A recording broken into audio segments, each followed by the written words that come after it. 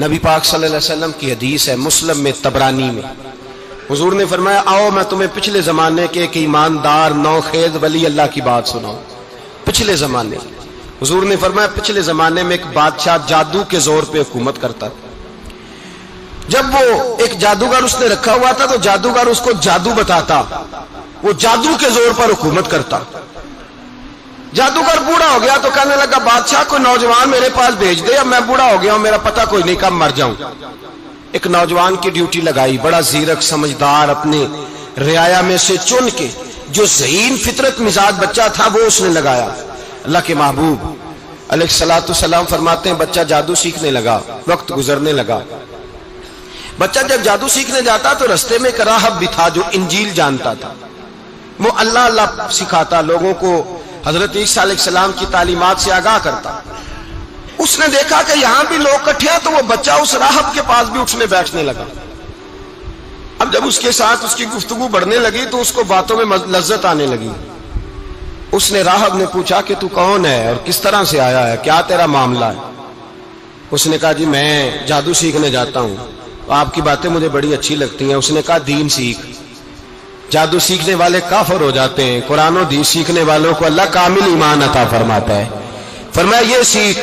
بچہ بیٹھنے لگا، اس کے پاس آنے لگا، باتیں دل میں گھر کرنے لگی۔ ایک وقت آیا کہ مسلمان ہو گیا، اور مسلمان کیسے ہوا؟ بچہ کہتا ہے میں تجربہ کر کے ہوا۔ اب میں تھوڑا سا وقت جادوگر کے پاس بھی جاتا اور باقی سارا وقت وہاں بیٹھتا۔ میں ایک دن جا رہا تھا تو رستے میں اژدہا تھا، بہت بڑا سانپ تھا، رستہ روک کے کھڑا تھا۔ یہ حضور نے بیان کی حدیث۔ نبی پاک صلی اللہ علیہ وسلم فرماتے ہیں بچہ کہتا ہے کہ رستے کے اندر سانپ ہے، رستے بند ہے، لوگ چھتوں درختوں پہ چڑھے، ہراش ہے۔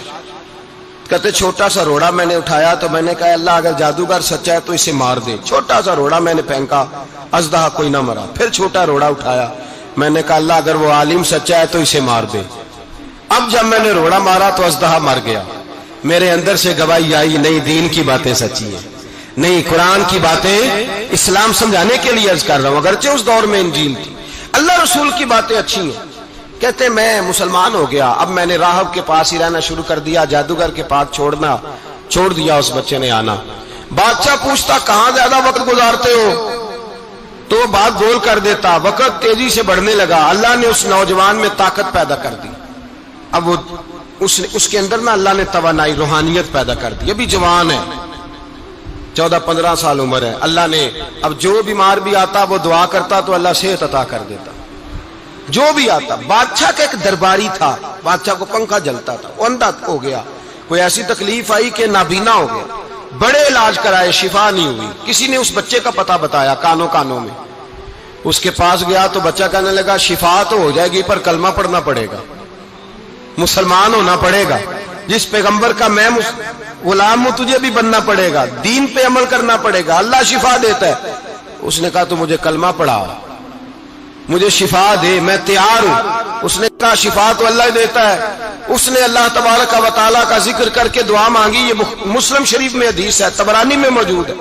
اللہ نے اسے شفا دی، اس نے کلمہ پڑھنا شروع کر دیا۔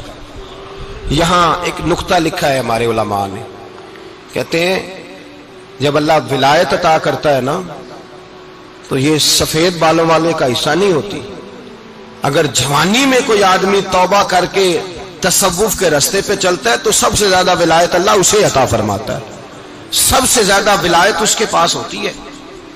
ابھی اس کے بال کالے ہیں، چڑھتی جوانی ہے، دعا کی تو اللہ نے، اور حدیث پاک میں موجود ہے کوڑے آتے تو شفا یاب ہو جاتے، اندھے آتے تو شفا یاب، برس والے آتے تو اللہ سے دے، جوان ہے۔ بادشاہ کے پاس وہ واپس گیا، وہ جو آدمی جس کی آنکھیں ٹھیک ہوئی تھی۔ بادشاہ نے پوچھا کہ کیسے شفا ملی؟ تو کہنے لگا میرے رب نے شفا دی ہے۔ بادشاہ سجدے کراتا تھا، اپنے آپ کو منواتا تھا، معاذ اللہ، کہنے لگا میرے علاوہ کون رب ہے؟ اس نے کہا وہی رب ہے جس نے تجھے پیدا کیا ہے، اور وہی رب ہے جس نے مجھے اندھے کو آنکھیں دی ہیں، وہی ہے میرا مالک۔ کہا اچھا تو مجھے نہیں مانتا؟ کہا نہیں میں اپنے رب کو مانتا ہوں۔ بادشاہ نے اسے سزا دی، ستایا، اس نے بچے کا پتہ بتایا، پھر بچے کو بلا کے ستایا تو اس راہب کا پتہ بتایا، راہب بھی قتل ہو گیا، نابینا بھی قتل ہو گیا۔ بادشاہ نے کہا سپاہیوں سے اس بچے کو لے جاؤ اور پہاڑ کی چوٹی پہ جا کے نیچے پھینکو تاکہ مر جائے. بچہ پہاڑ کی چوٹی پہ گیا تو ہاتھ اٹھا کے کہنے لگا یا اللہ میرے لیے نہیں اپنے لیے، میرے لیے نہیں اپنے لیے انہیں اپنی قدرت کے جلوے دکھا.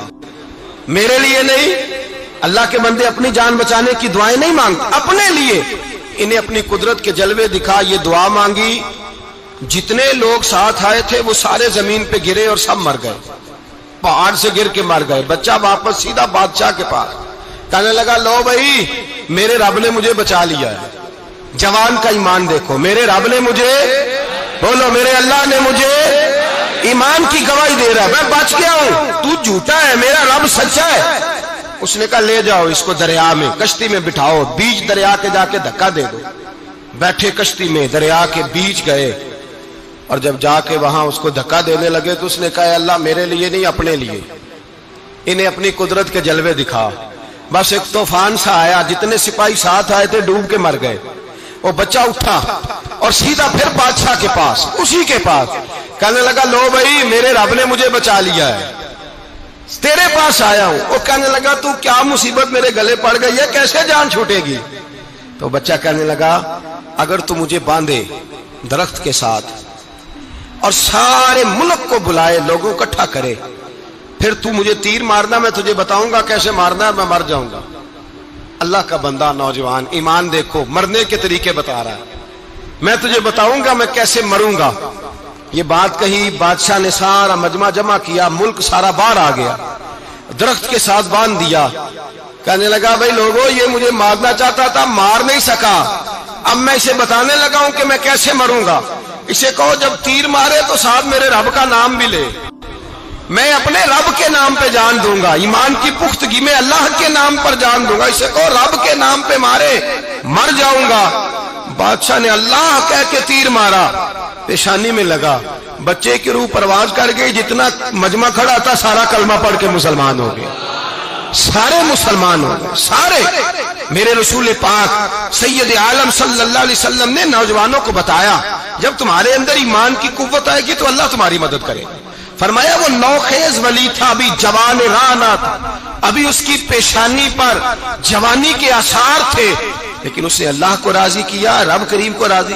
ولایت کا مطلب بڑھاپا نہیں، ولایت کا مطلب وہ نہیں کہ جب بڑا لمبا وقت گزر جائے تو پھر آدمی آئے کہ نہیں اب کیا کرنا ہے، اب مسجد ہی ہے، اب تو اس کے علاوہ گزارا ہی کوئی نہیں. تو اس وقت کا آنا اللہ کی بارگاہ میں قبول تو ہے، لیکن شاباشی اسی کو ملتی ہے جو جوانی کا وقت آئے، جو عین اس وقت آئے جو وقت. میرے رسول پاک علیہ السلام کے غلام عبداللہ ابن عمر، حضرت عبداللہ ابن عمر رضی اللہ تعالیٰ عنہ فرماتے ہیں کہ میں نکلا، مجھے سفر کے لیے جانا تھا، تو تھوڑی سی کھجوریں، تھوڑا سا سرکہ، ایک شہد کی بوتل، چیزیں میں نے سفر کے لیے ساتھ رکھ لی. میں جب مدینے سے باہر صحرا میں نکلا نا تو رمضان نہیں تھا، غیر رمضان تھا. میں نے ایک نوجوان کو دیکھا بکریاں چرا رہا، بکریاں چرا رہا. اے جوان، آپ فرماتے ہیں اس کا چہرہ بڑا نورانیت والا، گرد پڑی ہوئی پر بڑا حسین. فرماتے ہیں میں نے اس کو کہا کہ آ جاؤ کھانا کھا لو، روزے بھی نہیں تھے. کہنے لگا نہیں میں نے روزہ رکھا ہوا ہے. فرماتے ہیں میں نے کہا پتہ کروں کہ نیرا نیک ہی ہے کہ پرہیزگار بھی ہے.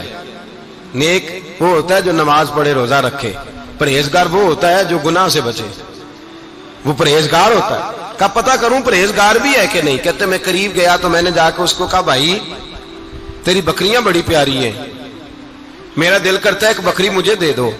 کہتے وہ جوان، غربت بھی، پریشانی بھی، پر دامان توکل کی یہ خوبی ہے کہ اس پر پابند لگے ہوتے ہیں، دھبے نہیں ہوتے. غربت ہے. کہا جناب ایک بکری دے دو. آنے لگا جناب بکریاں میری نہیں، بکریوں کا مالک کوئی اور ہے. کہتے میں نے آزمانے کے لیے کہا کہ بکریوں کے مالک کو کہنا ایک بکری بھیڑیا لے گیا ہے، کہہ دینا بھیڑیا لے گیا ہے. تو کہتے اس نے میری طرف دیکھا، گرد سے اس کے بال اٹے ہوئے، آنکھوں میں روشنی، چہرے پہ اطمینان، لب و لہجے میں ایمان کی طاقت. نوجوان کہنے لگا حضور بکریوں کے مالک کو تو کہہ دوں گا بھیڑیا لے گیا ہے، جب عرش کا مالک پوچھے گا تو کیا جواب دوں گا، اللہ کو کیا جواب دوں گا. کہتے ہیں میں کانپنے لگا اس کی بات سن کے. واپس آیا، جو کام نکلا تھا وہ چھوڑا، واپس لوٹ آیا. میں نے پتا کیا کس کا غلام ہے، پتا چلا فلاں آدمی کا ہے. کہتے میں نے پہلے غلام خریدا، پھر پتا کیا تیرے پاس بکریاں کتنی ہیں، اس نے کہا 400. کہتے میں نے مالک سے ساری بکریاں خریدی، پھر غلام کو بلایا، پھر وہ بکریاں تحفے میں دی، تحفے میں کہنے لگا حضور یہ سارا کچھ مجھے کیسے ملا؟ میں نے کہا تیرا ایمان بڑا پختہ تھا تو میرے رب نے تجھے انعام عطا فرمایا ہے۔